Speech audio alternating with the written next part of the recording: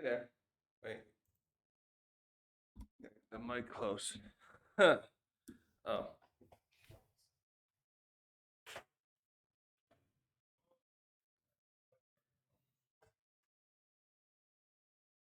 Okay. This is a this is my welcome to my live stream. I will be reviewing One Piece 1089. Holy fuck! Just looking at myself here. I feel like I need something to calm down because this is fucking awesome. We are back after I think it's been what's beginning of August. I think it's been since March since we last saw the Straw Hats, and we get them here. I'll save the part where they show up because it's awesome. Wait, where's my mouse again? God damn this mouse! I got too many screens.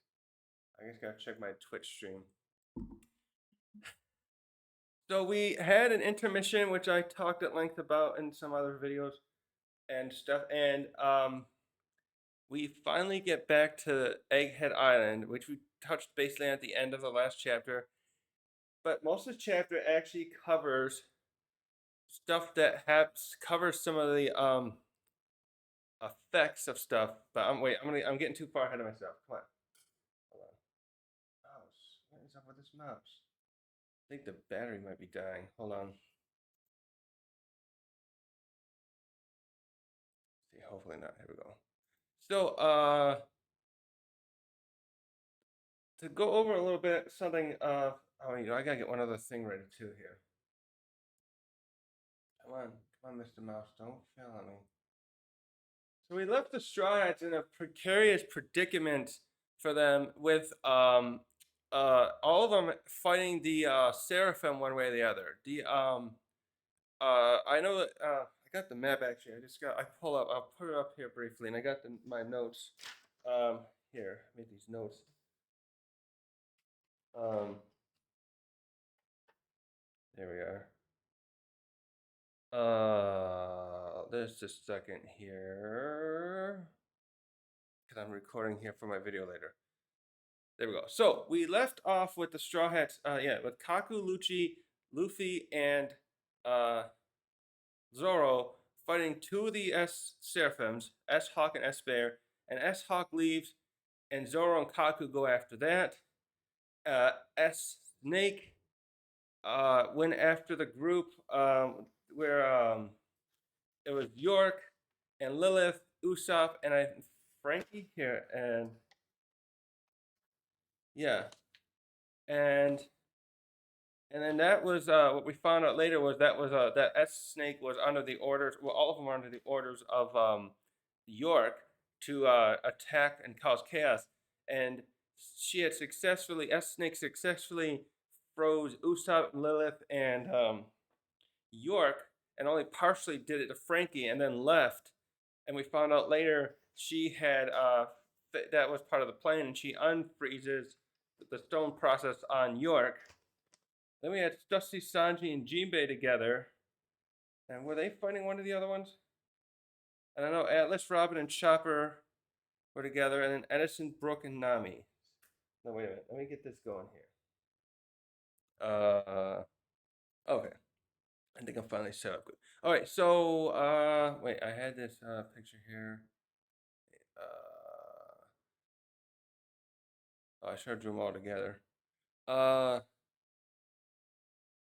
Let's see. Just put this up in a second.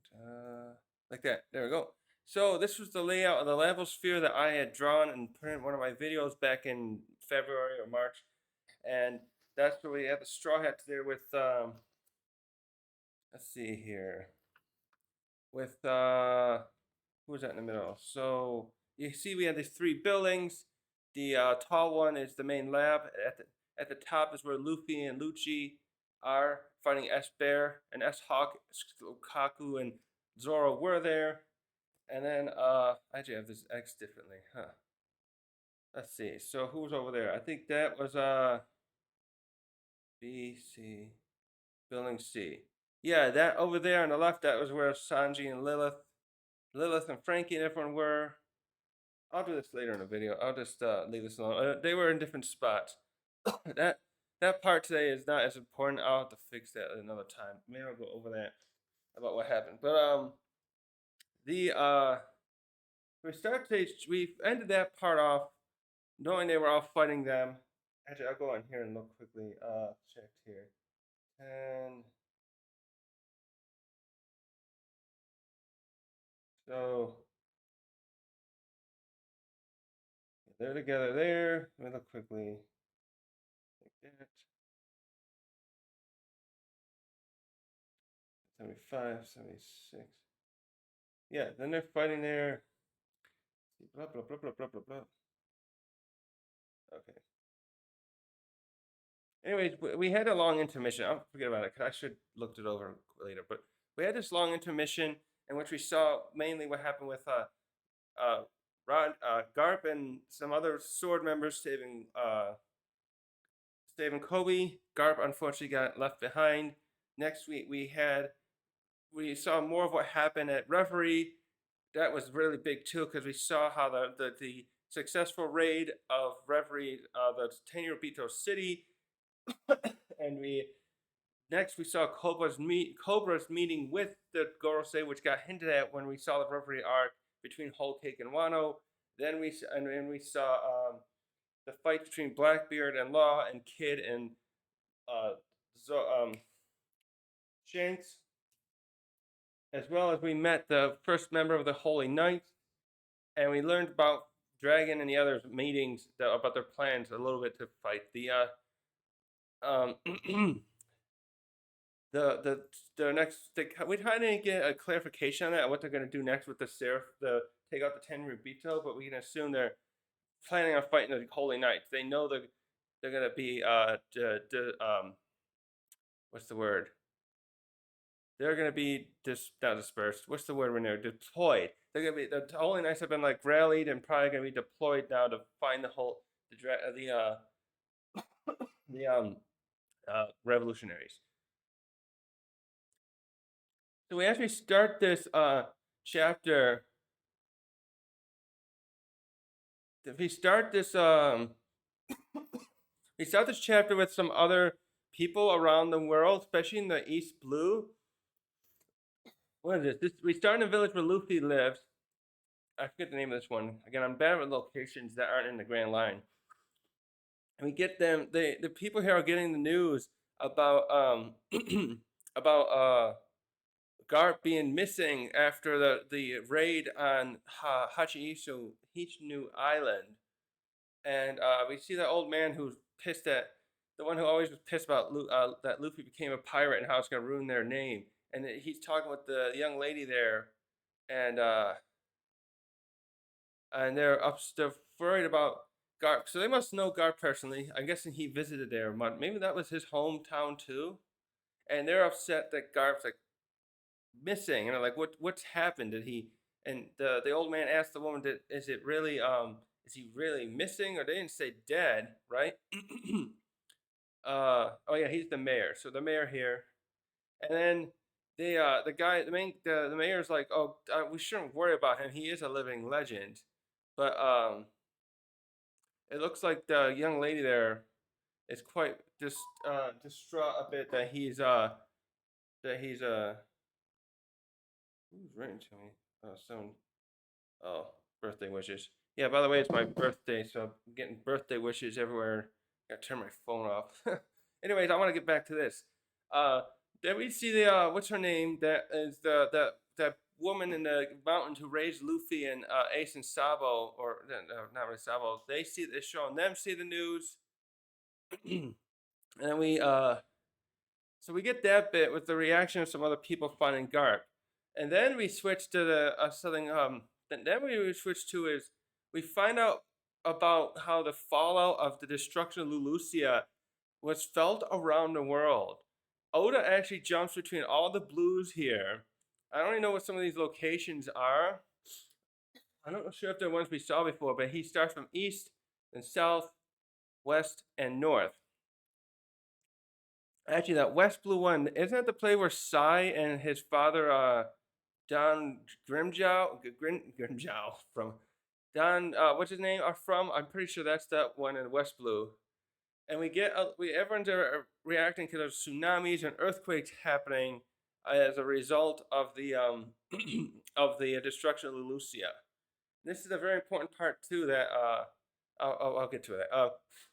So we get a little voiceover of from the narrative about how this earthquake was the worst ever recorded. Nothing ever matched it before in known history to these people, and and how it caused destruction across the world. Oh, and we also even jump to some of the Grand Line areas, and we see Laboon again reacting. I don't know if it's showing anything falling on him. He looks like he's right next to the red wall still. Then we briefly cut to Water Seven, and we see I can't remember his name, the mayor there, Frankie's brother. Uh, and then we jump to the Navy base with the other vice admiral. I forget her name. She's the one who caught Bon Clay. And then even also, I think we briefly cut to Wano and we see Momonosuke there.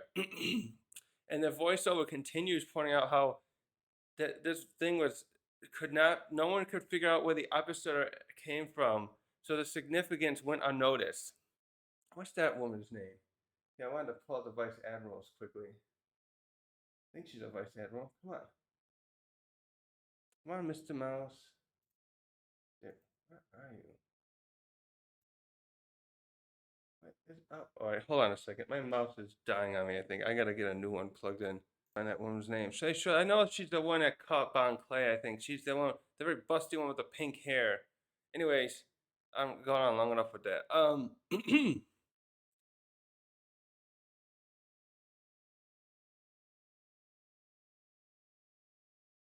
And it continues to the next we continue here too with other examples of what the damage of the destruction was, where we see the island, what's his name island, Ivankov's island, where the revolutionaries are now, how them and some other islands um, became flooded as a result of this incident. Do we even see that the shoreline on the Ivankov's island was gone, and we see another island where it's, I don't think this one is named, but it's like completely flooded up, and there's ships. People are fleeing to their ships because they were submerged, and the little boats and such to escape. And and we finished that part going back to Luffy's island, where it's like it looks like a high tide is coming in, and the mayor, I think it's the mayor. They show his face there. He him or some other people are remarking how it shouldn't be high tide now. The schedule's off. It's weird. And so yeah, we get what is that? We get like 3 or 4 pages of how this happened. Oh yeah, I missed a little bit here, but I was kind of jumping ahead, but I wanted to see those other people that were happened. But it shows here the narrator tells us how this happened. A lot of this devastation happened 6 days after the island of Lucia was destroyed, and we see other people fleeing it. They even show a prison here where something's, maybe that's from the earth. That must be impelled down, probably feeling the results of the earthquake. And they briefly show Eam here too, and I don't know if he's like shuddering, like he's and feeling happy because of what he did, but it shows him there briefly, and then we cut to this thing where we see where Lulusia was, and it's a giant hole in the ground. And it said, the ensuing earthquakes caused the global sea level to rise by approximately 1 meter. Meters, not liter. And then we see some voiceovers of people on the radio, and they're saying we reached the spot where the kingdom was, but there's nothing left but a big hole. And right away, anyone who's been watching reading and watching One Piece for a long time is gonna probably see a similarity here to Enies Lobby and the giant hole that's underneath it. So the question raises right away, because this weapon we know is something that Vegapunk created. Did he base it on some ancient weapon, something that the government has but they didn't mention here yet, and that destroyed something there a long time ago? I actually had made a note once. I was thinking once. I never put a note on what that was. I made this thought. I had this thought once where, like, I was thinking maybe that's the island that Enies Lobby is over could have been one of the major spots of the ancient kingdom, and they put Enni's lobby there to like cover up the like, and just have people not like to make it kind of a symbolism, like justice was prevailed and was destroyed this island that had been there before that was the enemy of the world government. Hold on a second, I'm gonna turn my air conditioning off. Excuse me. How's that going? Okay. So finally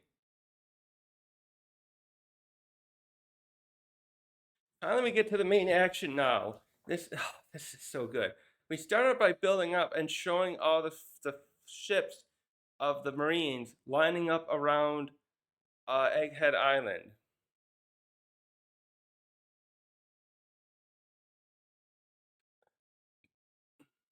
Uh, and we start with like the animals, those mechanized animals that the Lilith was controlling.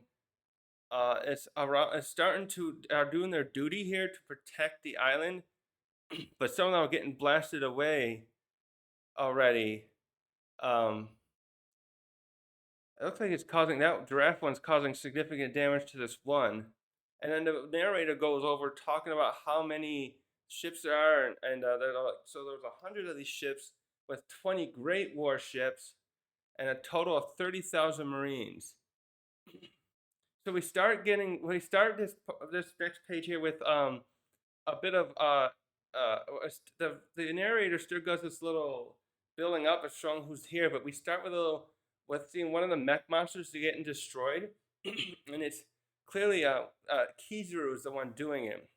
He's protecting the ship he's on, which obviously also has Saint Saturn on, which I don't think any of these other Marines even know. But actually, they clarified no one should know. Maybe some of the other top officers, but definitely no one else than them.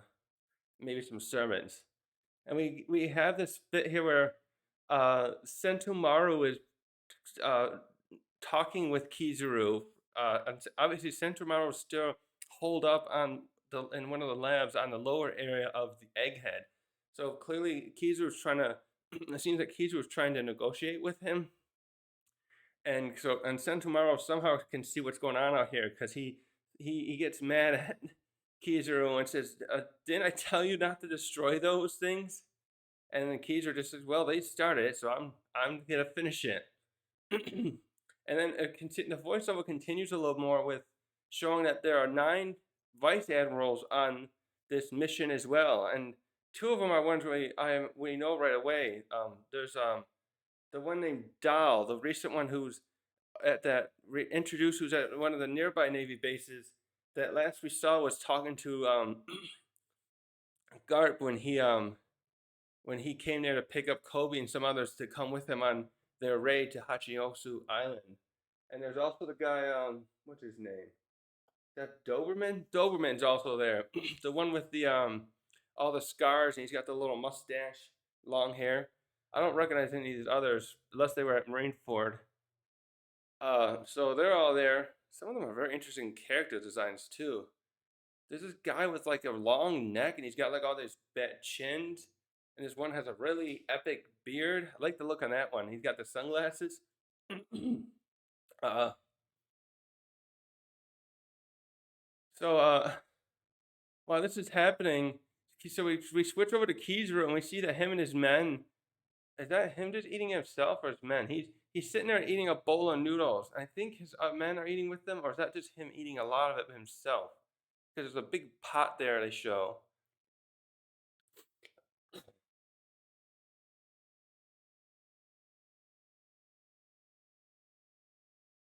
So Kizaru kind of saying, "Oh, you're not making this easy for me, Sentomaru. Please, just come out. Let's just end this here now." And Sentomaru, he knows the position he's in. I'm surprised how he's very bold here. He's like, "Fat chance. I'm not giving up, and we're gonna be ready for you. Don't you better not try that." He said, "You better not try that again." So I don't know if they trying to assault already. That backfire.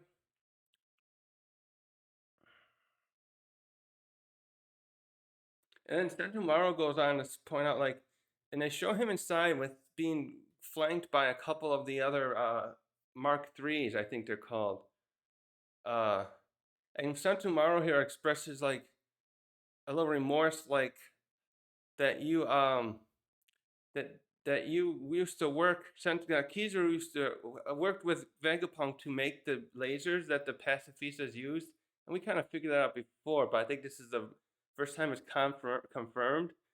And Sentomaru's like, I can't believe after all that time working with Vegapunk, you would come here and destroy him, kill him.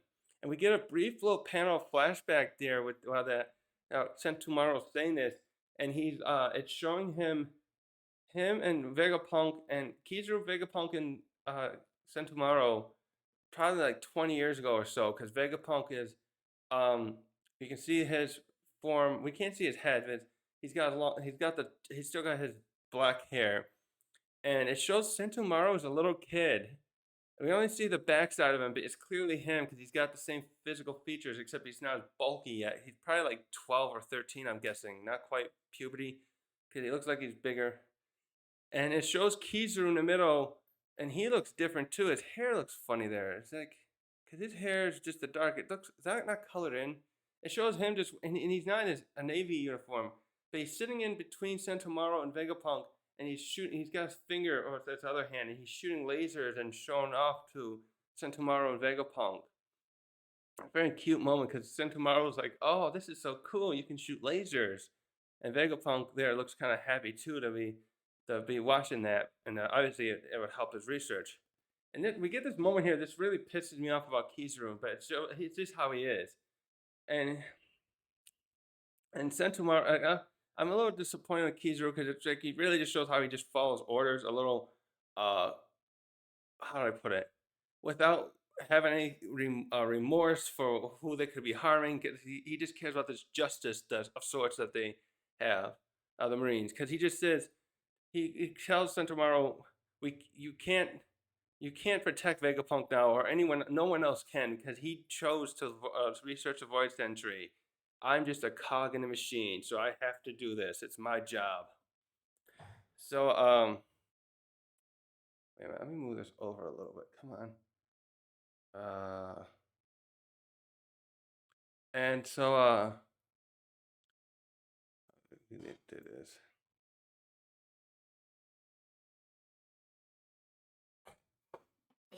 Sorry.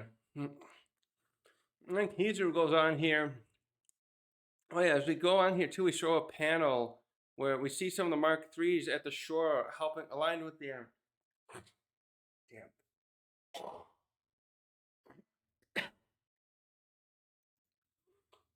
Some of the Mark IIIs are lined up with those mechanized animals to help protect the island shore here. And as this, we're seeing that, and some of the ships get closer, Kizaru goes on and said that we shouldn't be fighting like this. It almost sounds like Kizaru is trying to say, hey, if you give up now, then tomorrow, I'll put in a good word for you to to let you back into the Marines. Hold on a second. Recorder back. And he continues, Kizaru continues here saying, since I'm talking with you now, and the level sphere stuff is all, the defenses are all up, I'm assuming that Rob Lucci failed. And Kantomawa just says, like, yeah, thanks to the Straw Hats. Really giving them credit there.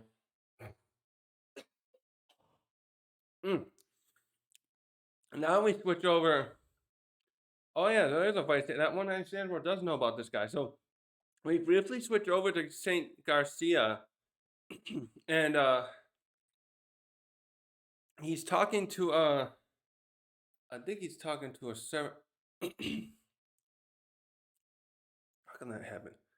He's talking to I think Vice Admiral Doberman is in here with him. So the Vice Admirals know he's there, at least this one. And he's like, he orders Doberman, and he is flanked by some of those guards that we see at Marijois, so they're there too. And he's sitting there eating a meal, and he tells Doberman, make sure that no one will find out that I'm here. And then Doberman's like, yeah, of course, sir. And then he's going over the article that we saw that Morgan said he was going to publish, and he's happy with it. So it reads here. He reads it aloud for us. The Straw Hat Pirates storm Egghead to take Vegapunk Argo. And one of the guards saying, "Yeah, that's one of Morgan's articles." So and then he asked Doberman for an update on what's actually going on here, an assessment of the situation. Uh, and then Doberman goes on to point out, well, we never heard from Cipher Pole Zero on whether or not they succeeded, and then but we can draw some, we can make some assessments, ascertain what's going on because Sentomaro is resisting. And then he points out, like, so it seems safe to assume that the Vegapunk and the satellites are still up in the lava stratum, and they have the other four. They have the four remaining seraphim there with them, and we get a little mini drawings of all of them of Vegapunk, the satellites, and the seraphim. And then we get the next thing point out, and then Doberman continues pointing out, it seems that they must have joined forces with Emperor Straw Hat and his crew. So 1, 2, 3, 4. 1, 2, 3, 4, 5, 6. His crew has 10 members. Oh, and they're just saying how many members. And then he points out, we had Stussy, Kaku, and Lucci there, and they had come with a plethora of like other Cyberpol agents, but they probably were captured by the Pacifista, the advanced Pacifista that Sentomaro now controls.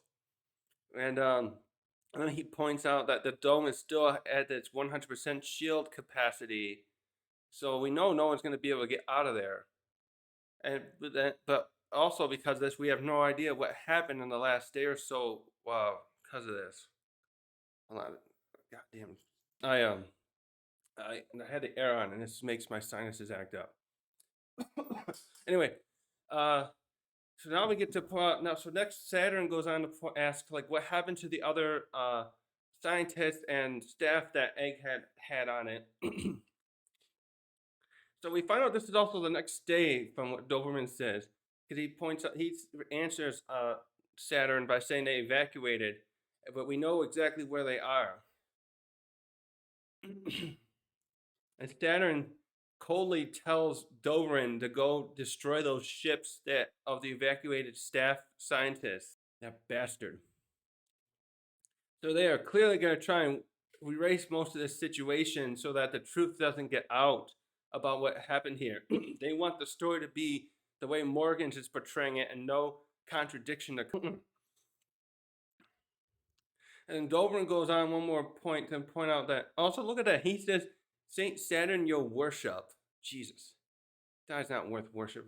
I wonder how that would look in the official translation.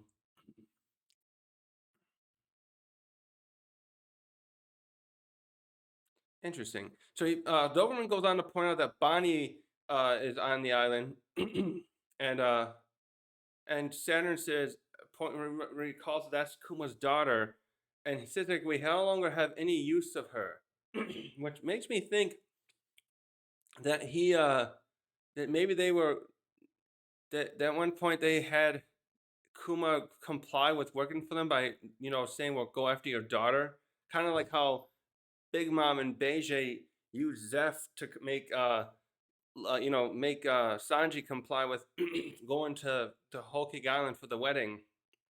But interestingly, Saturn says that we can just leave her alone, and we have no use for her. Yeah, so we're not gonna. They're gonna leave her of all people alone. And by the way, that's all we see of her on this episode, this chapter, I believe, unless I missed something. We still don't know. We still don't know what happened with her after she saw her father's memories.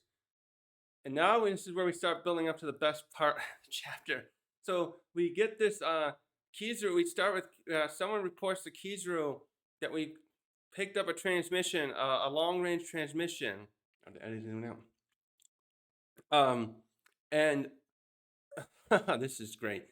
So it's a transmission. We find that it's being sent to.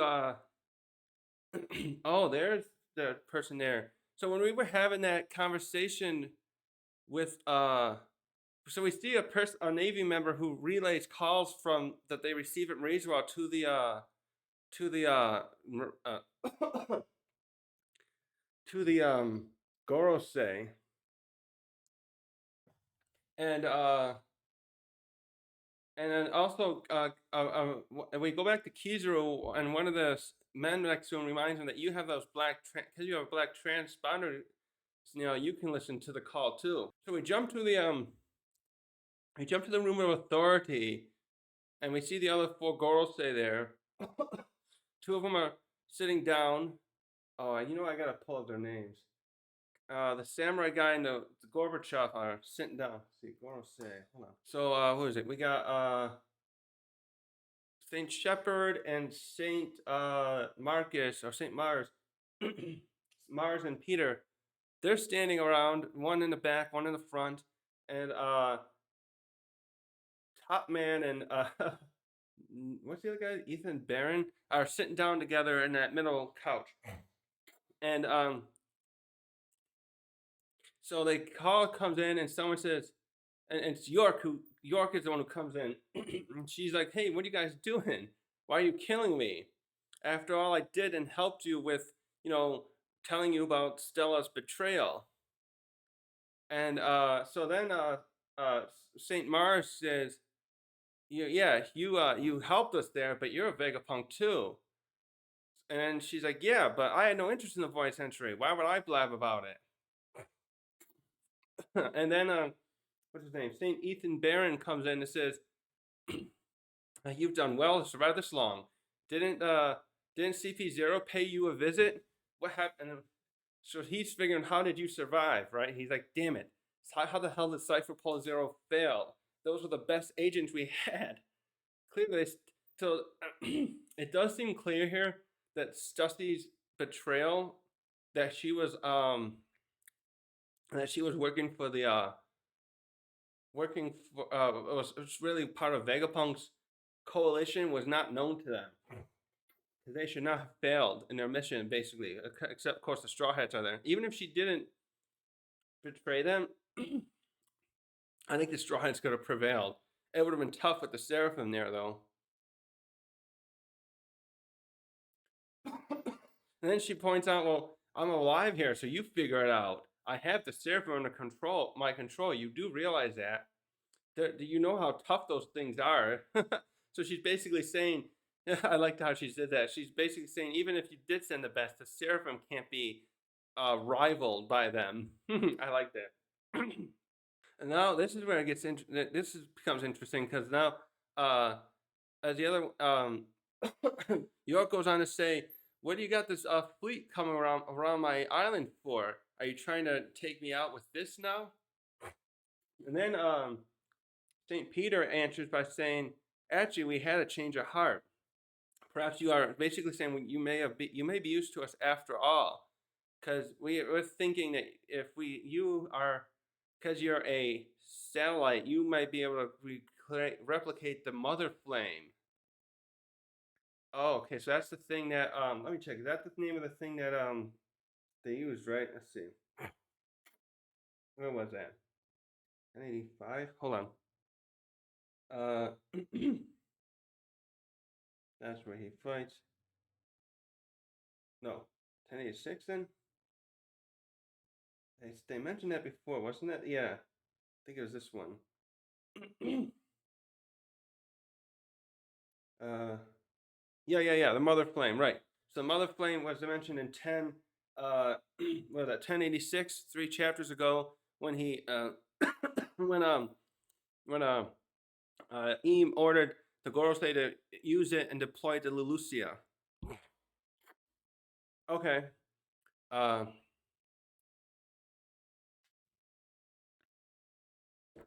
so then Yor goes on like, "Oh, you want something? You do want something for me. I'm glad I sent it."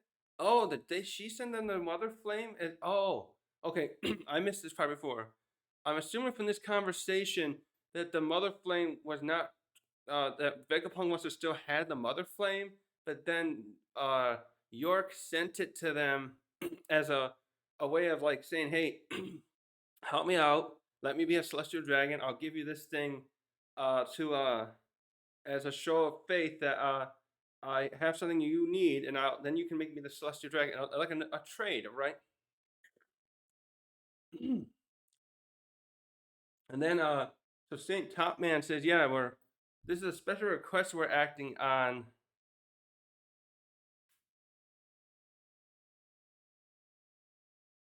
And then so York I'm just a little confused. Something was written weird there. But then York's like, wait, a request from who? And she's like, oh, if you want that power station, I think she's saying I need to make it here so you can't don't destroy the lab. Yeah, she's saying don't destroy. If you want that power station and you want me to help you, you can't destroy this island. And then she said, promise me if you promise not to destroy my island, the island, I'll give you what you need. I'll help you. Uh, and then so Saint Mars says, yeah, okay, we'll agree to that. And she continues, yeah, I still want to be a celestial dragon. And one of them answers, maybe Mars again, yeah, we can arrange that. You got a deal. Well, she says, you got a deal. This is great. She goes, oh, and there's just one more thing. She screams, save me! Straw Hat Luffy's here. He's going to kill me. Oh, I fucking laughed my ass off an hour. I read this an hour ago and I laughed my ass off. He's listening in on the call. Let me see that. All the girls say, actually in that panel from Mars, but they show the girls say and Kizaru like, oh fuck, what? And we get this big wide ass panel at the end. This is fucking awesome. And then, oh god, so I'll just this panel is awesome. So we have all the Straw Hats. So York's laying in the middle. Oh, there's a fucking break next week. God damn it. York's laying down in the middle. Oh god, you have to make it look like that. Never mind. You have to see the panel. Oh, Bonnie is there. Duh. What the hell? Bonnie's there. Oh, I didn't even see her. Okay. York's in the middle of the floor. Zoro is sitting off to her right with I think that's Enma he's holding. He's holding Enma over her. Usopp's on the left. He's the one having her talk. So they forced her to talk to the girls. They must have captured her. So we know that they won. This is after they somehow subdued the Seraphim, and we don't see any of them here. Fucking so all the other Straw Hats are here. Jinbei's in the right. They're all eating too. They're like all just replenishing themselves. Sanji's like in the back middle, giving everyone food. You know, Jinbei's off to the right behind Zoro eating. And Luffy's right. Luffy's right there in front of York, and Nami's right between her and him and Zoro, kind of watching. She's holding some kind of gun too, probably to make sure York doesn't try anything funny.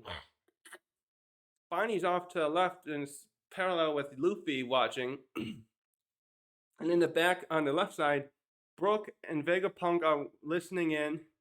And then behind them is Chopper and Frankie, who appear to be eating and replenishing themselves. And in the middle back is Sanji and Lucci with his pigeon. So friggin' Lucci's there too. This is what the icing on the cake for me. Lucci's fucking there, listening in. I can't wait to see if he decides to defect after this shit. I don't see Kaku or Stussy here, but I don't think so. Oh, and they got they got York there all chained up. They have some cuffs around her arms to keep her there. Oh my god. So they look like they're in the main lava sphere again, the one where Luffy was fighting the S-Bear before with Lucci. I think that's where they are. So York goes, please crush these cycles. Continuing where she left off, save me. And Nami's like, everything's coming into focus now. And yeah, Zoro's got this big grin, and Nami too are like, we got you where we want you. And Usopp too is kind of like, haha. Although I think he's looking a little scared at the same time. And then Luffy and Bonnie are just there eating and looking down at her. And not I think it's Luffy says, yeah, so can we use her as a human shield to get away? And Bonnie's like, oh shit, does that mean we're under siege? And Vegapunk too's like, that's how this is gonna work. And in the corner we get that little comment at the end, the little thing, and it's like the grand conspiracy has been foiled and crew's all together. And it's end break next week again. Oh, and Sanji, Lucci, yeah, Lucci just looks sort of pissed there. He's all beat. His outfit's all beat up, and Sanji's looking pretty happy. He's like heading toward Nami maybe or somebody else because he's got hearts in his eyes. So he's going around passing food. We don't see any of the seraphims here at all, and yeah, we still don't see Kaku or Stussy. Oh, this is fucking funny as hell though. Oh my god. I love that. I can't wait for this next week too, because I bet Luffy's gonna say something to the Gorosei. This is too much. Oh, good golly. So what the hell did they do? So now we gotta like think, what the hell did they do to stop the Seraphim finally? Hopefully they didn't destroy them. And we don't see any of the other uh we still don't see any of the other oh yep uh and Tegan's got his review up. I can't wait to see his reaction. So a couple things to take away from this that I really have so one, Kizu definitely is overly loyal to the idea of serving the friggin' saints, the Gorosei and everyone. And because he just calls himself a cog in a machine. He talks about how his fate was sealed, Vegapunk, by research in the Void Century. We see that Saint Saturn is going to make sure this incident is covered up. That's why he's there like the oversight. He's like the oversight. Even though Kizu's there, he's going to make sure because this has so much. Because they're probably that's why they're probably concerned because some of those other scientists are could know something about the world, the Void Century, also that they also have to get rid of them as well as make sure that this incident is covered up. My God. Uh, Next we see another thing of interest is that the Gorosei. I don't think they were gonna still trying to uphold this deal. I think they would still. I feel like York here, as much as she betrayed Vegapunk, she's in trouble here, and I think she's gonna have to align herself with helping them now to get away. Because kind of like think of her similar to Caesar. He's still a fucking bastard who treated kids like lab experiments, but he helped them out later, and he had to. I think York here is gonna have to do the same thing, and I don't even if she did help them with this mother flame, the power. There's something saying here that when I said when they called it a power station, there's a note saying that might mean like a fusion reactor. So I wonder if that means that they did create something that is almost nuclear. That mother flame and that the way it shoots those lasers, based I'm sure that too is probably based on Kizaru's abilities. Probably has to use nuclear power or something similar. Uh, Actually, no, I see what's going on here. York thinks she's gonna.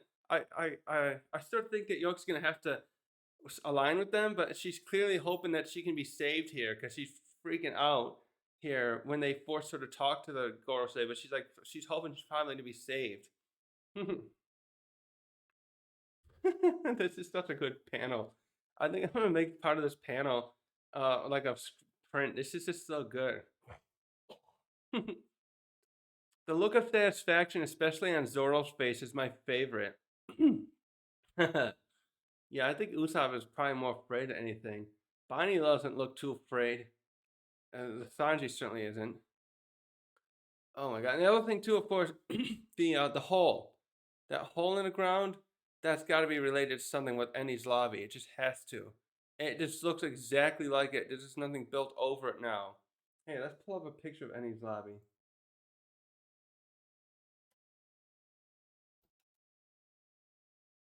Yeah, so it's got the one side, the tower that was like. Wait, wasn't there another spot too? Because it connects to the gates of justice. But it's like a big island in a circle with two paths on either small islands on either end. Where I think one was the main entrance, and the other one is probably the Tower of Law, where it connects to the the gates of justice, and that's where And then it's got the big fence surrounding it to try to keep other ships out. Right, yeah. There's that picture there. The Tower of Law is there, and there's a tower, the Gates of Justice. Oh yeah, and there's that other little island that has a drawbridge that go over to the Gates of Justice. So yeah, this is clearly a hull very similar to that now. And